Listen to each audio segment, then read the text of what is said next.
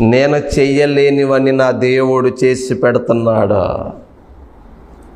నా శక్తి నా బలం ఎంతండి? వికలాంగుడిని 25 సంవత్సరాలుగా అయితే ఇంట్లో అయినా బయట అయినా కూర్చోవడం లేదా మంచం మీద పడుకోవడం తప్ప 10 నిమిషాలు అటు ఇటు గిరగిర తిరగలేని స్థితి నాది. అయితే కూర్చునే ఉండాలి, లేకపోతే పడుకునే ఉండాలి. కానీ ఇటువంటి వాడిని తీసుకెళ్ళి ఈరోజు ప్రపంచానికే పరిచయం చేసిన నా దేవుడు, నా దేవుడు, నా దేవుడు. నేను చేయలేను, కానీ నా దేవుడు బలపరిస్తే సమస్తము చేయగలను. ఆయనే చేసి పెడతాడండి, ధైర్యం తెచ్చుకో. నేను చెయ్యలేనివన్నీ నీవే చేసి పెట్టగలవు. చెప్పు దేవుడికి ఈ మాట.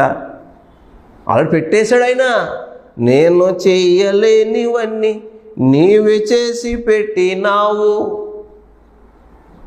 నీ కోసం సిద్ధపరిచాడు, అన్నీ సమకూర్చాడు, తగిన సమయంలో ఇస్తాడు. నేను చెయ్యలేనివన్నీ నీవే చేసి పెట్టినావు, రక్షకానా వందనాలు, శ్రీ రక్షకానా వందనాలు.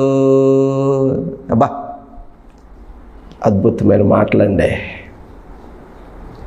నీకోసం అన్నీ సమకూర్చాడు బిడ్డా. తగిన టైంలో అన్నీ ఇస్తాడు.